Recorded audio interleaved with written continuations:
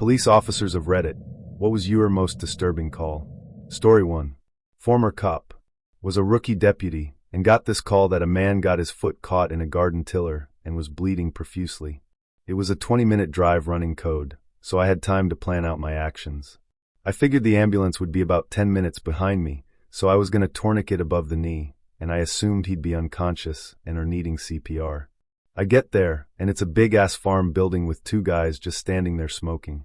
I grab my medic bag, not a medic, but it had tourniquet, C-collars, gauze, etc. I run towards them to ask where the patient was, and they were white as a ghost just smoking while pointing behind them. I went inside, and behind a big John Deere tractor was a huge PTO-driven tiller, about 7 feet wide and 3 feet tall. There was my victim, with his back against the tractor tire. His left leg was sucked in the tiller and wrapped twice around it with the sole of the shoe next to his face and toe pointing towards the left. His femur shot out underneath the tiller and was beautifully white with no blood. He looked up at me and said, "Can you help me?" Now keep in mind, I'm 21, thought this was a garden tiller and assumed I'd be able to do something, but I was completely out of my element. 2 ambulances, the Rural Fire Department extrication team, a welding company to cut the machine apart on scene, a helicopter, and a surgeon that came to amputate on scene later he was free. Story 2. I was a cop on the res for a while and had my fair share of crazies. One night, I'm out driving around and I get a call from dispatch. There's a UFO out in one of the farmers' fields. Okay, so I get to the house and talk with the guy. We know each other, he doesn't seem to be that loony. I turn my spotlight onto said field, and sure as hell, there's something not quite right there. It's metal and shit. So I go bopping through the furrows and hoping my scardiness isn't showing because this is freaky. It was an autumn night with the wind howling and clouds blowing overhead. I get closer. I have one hand on my holstered gun and the other shining my flashlight. I was rehearsing what I was going to say to our new overlords, and then my brain finally clicks as to what the F it actually was. A wad of those stupid Mylar balloons, all blown up and caught on some weeds. I'm talking like 20 of them, just chilling and scaring the crap out of me. I grabbed them and walked back out to the farmer. He started laughing, and then I did too. I handed them over to him and got back in my squad, still shaking. The sad part was he passes away a few years ago, and his family gave me those deflated balloons that he had kept. I have them in my basement now. Story 3. A couple of months ago, I got a QA/questionable activity call. It's a catch-all for anything suspicious. The caller stated she believed someone had snuck into her backyard, climbed up onto her second-floor deck, and then left an imprint of their dick on her sliding door. I show up to the call about 5 minutes later, and she's mad at me because I didn't schedule an appointment to come over, and her kids saw me. She didn't want her kids to think something bad had happened. After we get past her anger towards me for showing up, she shows me the glass sliding door in question. In all fairness to the caller, there was a sizable smudge and imprint on the glass. However, the imprint looked nothing like any penis I've ever seen. In fact, the imprint looked really similar to the dead bird laying on the deck next to the door. When I pointed out the dead bird and explained my belief that no dick had been placed on her door, the caller became incredibly irate and told me she moved to our city because it was supposed to be very safe, but now she was thinking of moving away because naked people throwing dead birds at her house was more than she could handle. Realizing I would not be able to rationalize with Dick Bird, I left and wrote my report. Some people don't deserve to call 911. Story 4. One time we got a call about a minor wreck in a highway corridor. We get there, I'm handling the accident. 100 yards down there is a car on flats. And another further down from that, unrelated to the accident. One of the drivers walked back to us and told us a sketchy guy had been stopping at these cars to offer his help in fixing the flats. The theory was that he threw something on the road to flatten the tires so that he could help and get money from the drivers. I'm stuck at the back end of this mess, on the radio trying to get another unit to detain the shady guy. All of a sudden I look over, and there's a guy in nothing but a hospital gown and in 4 hanging out of his arm, just tootling along the shoulder.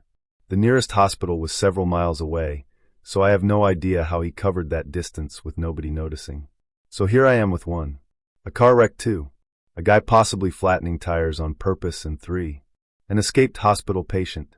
All completely unrelated, on a major highway late at night. Story 5. This one happened to my friend, first day on the job. He's driving with his partner. Normally we don't have partners, but for the first 6 months, when you start you are paired up. Also, we have community volunteers, which are like unarmed but trained individuals who assist the peace officer. So 3 people total. He's driving down a highway when he sees a man on the side of the road near an entrance to an access road for a cottage. The man is naked and covered in blood and pointing down the access road, trying to get their attention. Turn on lights and go down road. The man is signaling them, and when they pull over he just leaps into a woods and starts running alongside the road. They follow. They get to a cottage and the door is open.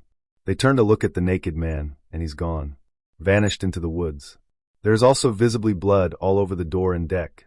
Supervisor gets out, goes into the trunk, gets the shotgun and gives it to the unarmed auxiliary saying something like, "Cover out back and try not to shoot us, we are going in." He and my friend draw their pistols and go. When they get inside there is blood everywhere. Like from a movie, all over the walls, furniture, just everywhere. Enter the living room, there is a man on the couch with a couple knife wounds to his stomach, but is alert and seems actually not that bad, but he's holding a pit bull on a leash. "If you let that dog go it's dead," says supervisor. Guy ties leash to side of couch. Puts his hands up, but won't say a word. "Is there anyone here? What happened? Are you okay?" Nothing, he's not answering. They place him under arrest, and auxiliary takes him to the car. They continue searching upstairs, clearing rooms out until they get to one of the bedrooms. They look in, and there is a guy under some covers, but still obviously awake. "Show me your hands."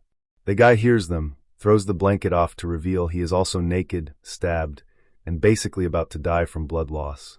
Paramedics come, house is fully cleared out. As it turns out the 3 guys, including naked forest man, were all drug dealers just having a get-together. They started doing ecstasy, and after getting really high it turned into a bit of a gay orgy. In a moment of lucidity one of the drug dealers realized he wasn't gay and grabbed a knife, which escalated into a gay orgy knife fight, hence all the blood. That was day 1. Story 6. A friend of mine is a cop in the UK, and his story is more WTF as he saw it unfold, but missed how it all started. It was his first week out on patrol, and he was assigned to an experienced partner. They respond to a burglary in progress, and are told that a nearby dog unit was on the scene already. When they arrive at the property, they hear a commotion outside that's clearly between an officer and a suspect, and they open the garden gate to assist the dog unit. What they then witness is a suspect face down on the grass, an officer stamping on the suspect's back whilst holding his arm up near her hip and shouting, "Stop resisting," and the police dog absolutely going to town on this guy's buttocks with his teeth. The suspect is, unsurprisingly, struggling and resisting, and then ends up kicking the dog. The dog then latches onto the guy's leg, starts ferociously tugging, pulls it off, and then runs towards the new cops on the scene with it. It turns out that was a false leg, which no one except the suspect knew at the time, and my buddy the cop said he just froze whilst trying to figure out how the hell he calls this in, and whether or not he should retrieve the man's leg from the police dog. Story 7. I found 3 kids one day running next to a busy highway. The oldest was 5. We finally got them identified and figured out they lived about a mile away. We got there. They were in the care of their adult, 20-ish, sister while their parents were on vacation for 2 weeks. The sister decided she'd rather pop Xanax and smoke weed than deal with the kids, so she locked them in their bedroom for about 10 days, occasionally sliding food and water past the door. There were piss stains on the baseboards in the bedroom from where the kids had decided their bathroom should be. Finally, the 5-year-old had enough and figured out how to unlock the bedroom window and make a break for it. That's nowhere near the darkest stuff I've seen. We don't like to talk about it. Story 8. This is my uncle's story. Not a cop, but the call was sent to the fire department instead due to the strangeness. The truck was sent on a call for an unknown disturbance, which basically means anything in the world. They get sent an address, and that's pretty much it. Truck drives down the street looking for this address, and they get to the end, and all they can see is an abandoned lot with nothing but bushes. Even though they can't see anyone, they have to get out and investigate, so my uncle and a couple of the guys get out of the truck and start walking around with the usual fire department call out. They didn't hear anything for a while, and were about to pack it in as another pointless prank call when my uncle walked past a bush and heard rustling. He looks over and sees a man standing kind of awkwardly behind a bush. "Hey, Mr. Fireman, did you call 911? Uncle, yes, sir." My uncle steps a bit closer and realizes how man is buck-ass naked and standing at a strange angle. He motions to another firefighter that he found the caller and goes behind the bush to begin assessing. He is a firefighter/paramedic. That's when he realizes that the man has, what he refers to, a fucking bunny tail on his butt. Of course they try to get the man to explain why he had called in distress and what was going on. After a bit of avoidance, the man finally admits that he had taken a toilet brush cleaner and shoved the handle up his bum. Honestly, no idea why anyone would think this is a good idea generally. Being the enlightened individual that he is, he chose one with a hook on the end, to hang up in a bathroom. What my uncle and the other firefighters assumed was that the hook had gotten stuck on something internally, because they couldn't pull it out, and it caused the man significant discomfort when they tried. My uncle left the man with another firefighter, getting his information, and went back to the truck to call for an ambulance. Of course, at this point, he always mentions that he walked around the truck to see the rest of the company, trying to silently die of laughter out of view of the bushes. When the ambulance arrives, my uncle meets them with a grin on his face, and tells them to brace themselves, before walking them over to the bushes. They assess the man, and conclude that there is no way for them to remove the toilet brush in the field, and that they have to admit him to the hospital for surgery. The only problem was that they couldn't figure out how to get him into the gurney, without causing him to move in a way that caused him more pain. They end up throwing a blanket over him, and the firefighters help maneuver him into a sort of downward dog/mountain position with his bum in the air to keep the toilet brush at the right angle. At that point, my uncle decided that the fire department was done with the call, and the paramedics could handle it from there, and loaded up the company onto the truck. As they began to drive away, he says, they were loading this guy into the rig as we drove off, and the last I saw of him was that blanket falling off, and that damn bunny tail of his sticking straight up in the air. My uncle did follow up on this call with a friend at the hospital. The brush was removed surgically due to the hook getting stuck on something internally, and causing the man to have some serious health complications. Story 9. I used to be a cop. We got a call from a guy who claimed to be the victim of a robbery and was incapacitated in his home and had only just managed to reach his phone and call us. We arrived to a trailer home that was totally empty except for a man in hardcore fetish gear tied to some sort of Norte swing. I mean, there was nothing else in this house except the gimp tied to the Norte swing. Nothing, no furniture, not even curtains. Okay dude, what the F? Well, you see, officer, I hired 2 Asian hookers to spank me while I was in the swing. Nothing illegal there, no dirty acts, just some spanking and they'd leave. Well, the girls arrived, tied me to the swing, then 2 Asian guys showed up, beat the living crap out of me. Then pulled up a U-Haul trailer and stole literally everything that I owned before leaving me hanging here with my cell phone, because they said they knew nobody would believe my story anyways, but the cops would probably chase them for a murder. I still don't know if I believe his story, but never found any evidence to suggest that he was lying either. I just didn't find anything at all. Story 10.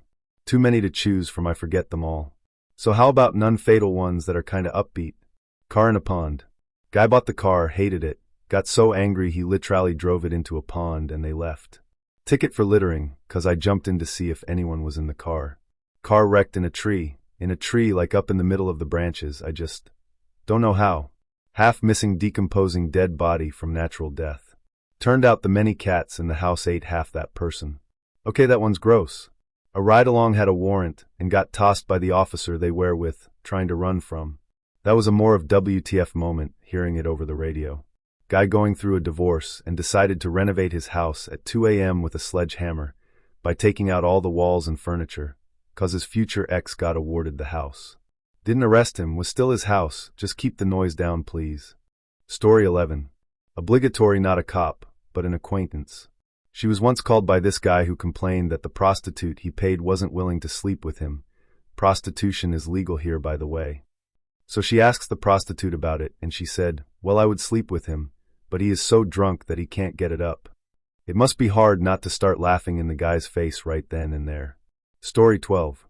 My partner and I are both police officers with the military, so our experiences are somewhat different.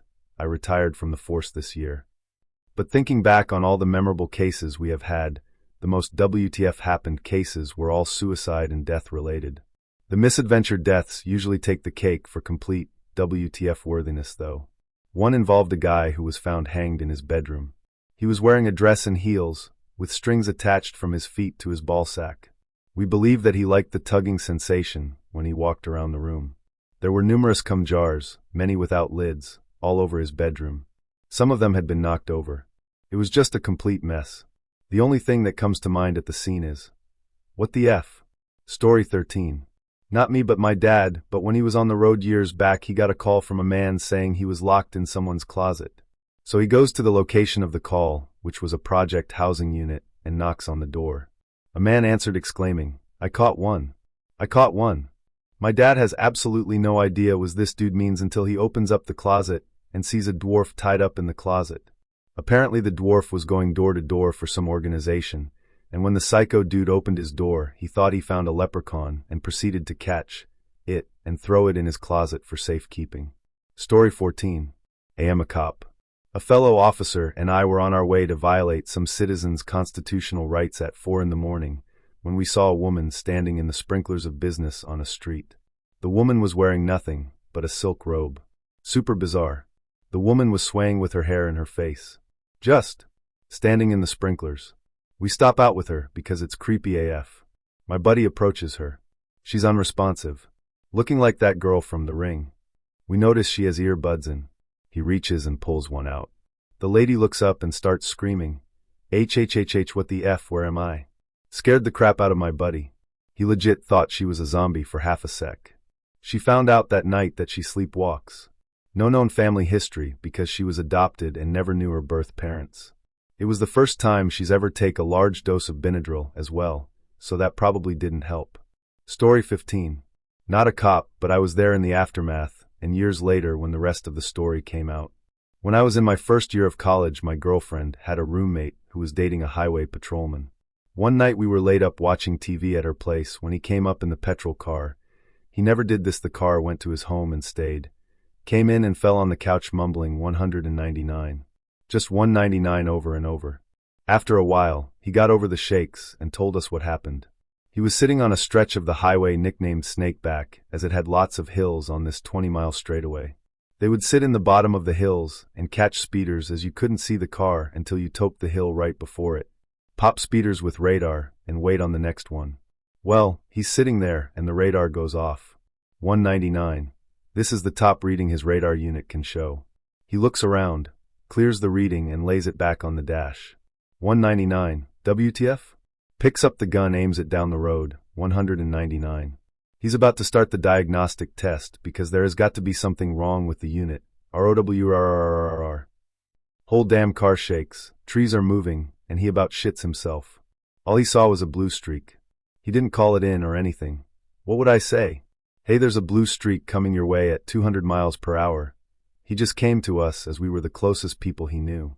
After about an hour and a smoke, he went back to finish his shift. 2.5 years later, I'm with a friend who is a pilot at the local airport. One of his buddies went to tell his favorite story. He was flying back from a trip in his Cessna a while back and saw a cop sitting on the highway in the same spot. He had gotten a ticket and decided to dive bomb his ass. He took his blue Cessna balls to the wall, dive bomb style, right at him, laughing his ass all the way to the airport. Was this about 2.5 years ago? Yeah, how'd you guess that? When I told him the first part of the story, he doubled over laughing. Story 16. This isn't exactly on subject, but funny story. I was an MP in the Army. Adjacent to our base was an open field, owned by the Army but uncontrolled. One dark night a van and car went to the far end of the field. One person gets out of the car, gets into the van. Lights are on in the van, but it's too far to see what's going on. We thought it was something bad, drug deal or similar. Lights go out in the van. We blocked the exit, approached on foot, shined our flashlights all at once in the windows. Gotcha! The young adult daughter of the base commander on her back with this guy's face between her legs. After a lot of laughter and embarrassment, we told them this field was always watched, that they would never be undisturbed there. Over the next year, the following scene played out 12 or more times. I'm on duty at the base gate. Van approaches, he's driving, she's in the passenger seat. I motion for them to stop, but then recognize the two of them, smile and wave them through. He smiles and waves, she curls into a ball and hides her face. Story 17. Not a cop at all, but my grandpa was in the FBI in the 60s and has some interesting stories he's told me.